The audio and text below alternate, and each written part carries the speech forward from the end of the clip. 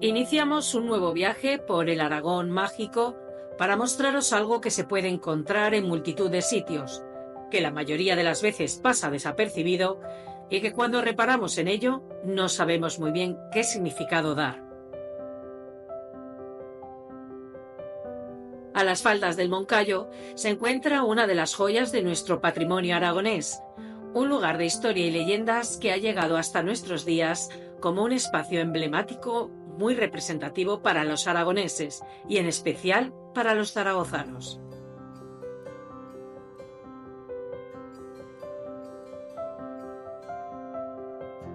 Aquí se han escrito rimas y leyendas. Aquí se celebran bodas a día de hoy. Aquí se esconden muchos misterios que trataremos de desvelar.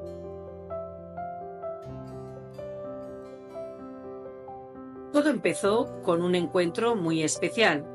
Hay una leyenda que relata la aparición de la Virgen al señor de Borja, don Pedro Atarés, en el año 1141.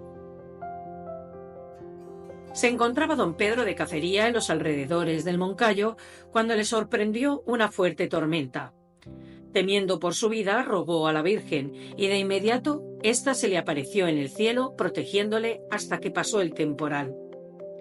Después, la Virgen María le hizo entrega de una pequeña imagen suya depositada sobre una encina y le encomendó a don Pedro levantar en el mismo lugar un monasterio dedicado a ella.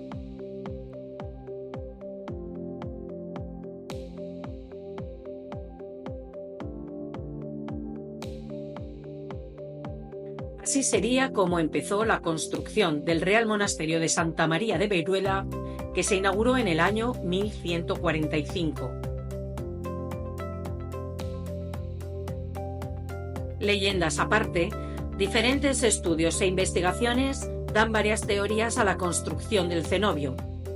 Por un lado, se supone esta responsabilidad a monjes procedentes del monasterio francés Scala Dei, por mediación de Pedro Atarés, quien donó los lugares de Veruela y Maderuela para posibilitar su construcción. Por otro lado, se cree que fueron donaciones del rey de Pamplona, García Ramírez el Restaurador, y posteriormente de Ramón Berenguer IV.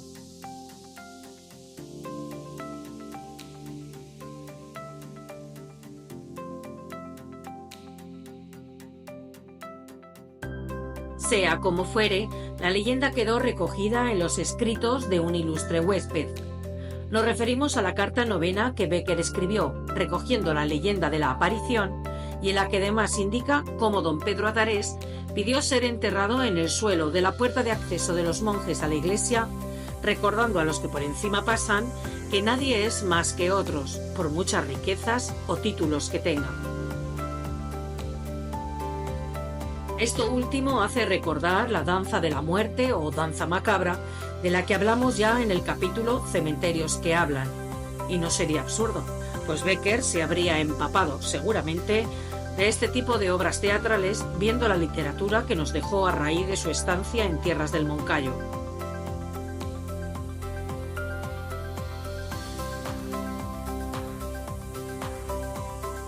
Pero este monasterio guarda otros misterios que nos encontramos a cada paso de su recorrido.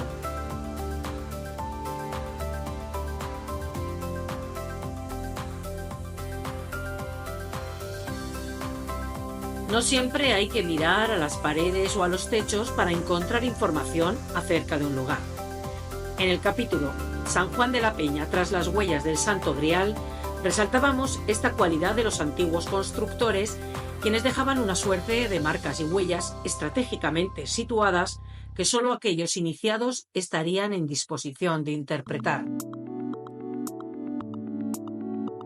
Hemos escogido este monasterio de Veruela para mostrar este misterio, pero son multitud de templos en los que podemos encontrar marcas, números y huellas muy significativas.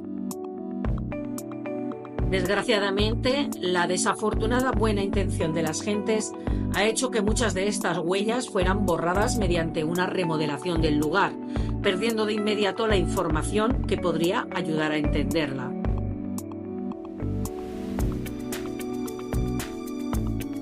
Impresas en las baldosas que encontramos en diferentes espacios del monasterio, encontramos símbolos como el aspa, una especie de espiga, unas líneas rectas intersecantes, cifras o letras. Es desconocido el significado de ellas, más sobre todo si las baldosas han sido removidas y colocadas con la intención de reparar el suelo, borrando de inmediato el significado. Quién sabe si marcarían el inicio o fin de un recorrido iniciático, una fecha concreta cuando el sol incidiera sobre la marca, o quizá señalaría un lugar donde debajo hubiera alguien o algún objeto importante. Es algo que nos llama mucho la atención y más porque hemos encontrado patrones parecidos en otros templos. Otro tipo de huellas que hemos encontrado en otros lugares y que sí que tendrían un significado más específico son, por ejemplo, las huellas de perro, que aludirían a la figura del cancerbero, una especie de protección del lugar, que se suele encontrar este tipo de huellas cerca de las entradas al templo. Aquí en Veruela, la huella de perro está en la Sala de los Monjes, un espacio situado a la entrada del edificio monacal. En otros lugares se han encontrado las huellas de perro poco después de la entrada a la iglesia o a la ermita.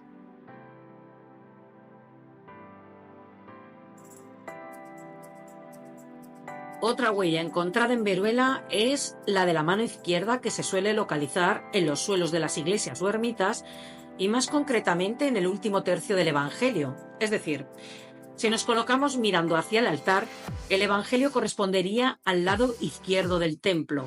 Y si partimos en 3 partes desde el altar hacia la entrada, la mano suele estar impresa en el tercio más cercano a la entrada. Volviendo al capítulo de San Juan de la Peña, encontramos esta baldosa con la mano impresa en la tienda del monasterio, guardada en una vitrina. Pero hay otros lugares en Aragón, que visitaremos en otros capítulos, donde también se encuentra este símbolo. Según nuestra teoría, esta huella indicaría la posición o situación del individuo para realizar algún tipo de ritual, quizá debido a la proyección del sol en ciertas fechas del año, por ejemplo.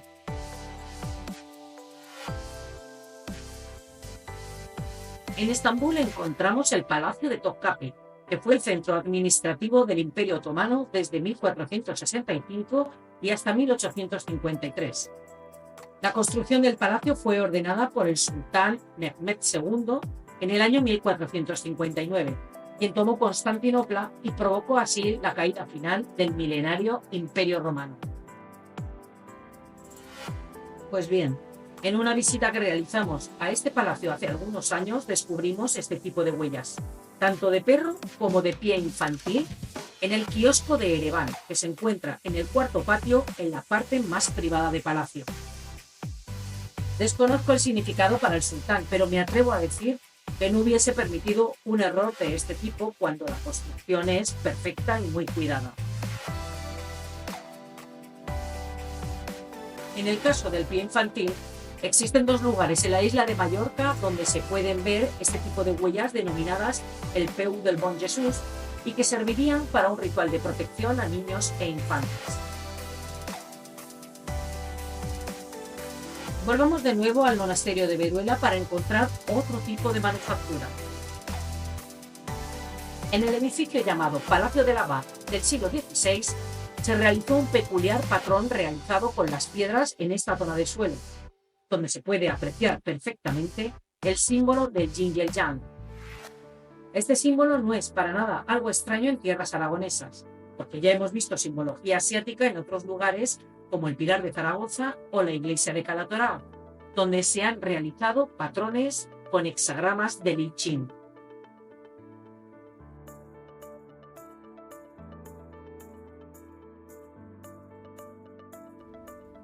Este movimiento artístico espiritual podría haber sido inducido probablemente por las expediciones misioneras a Oriente.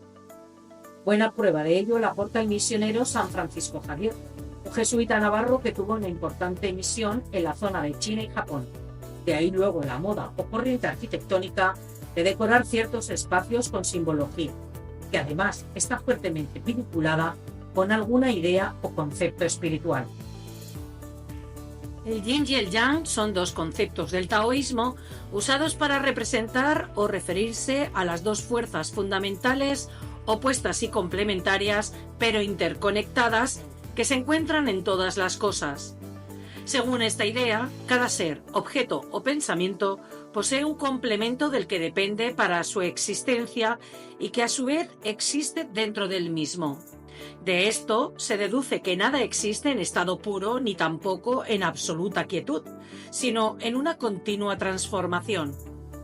El taoísmo sugiere que el yin y el yang no existen por separado, sino que forman un todo completo y armónico. La idea es que, en lugar de verlos como opuestos absolutos, deberemos verlos como dos aspectos de un mismo todo, que están interconectados y forman un todo completo y armónico.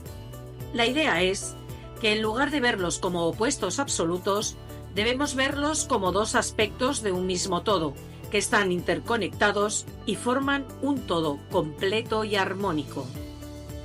Por ejemplo, no podemos concebir el frío sin haber conocido el calor. De ahí que ninguna de estas sensaciones térmicas puedan existir sin la otra.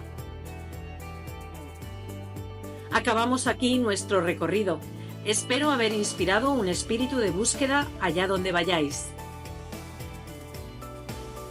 Gracias por haber estado ahí y nos vemos en otro lugar mágico de Aragón.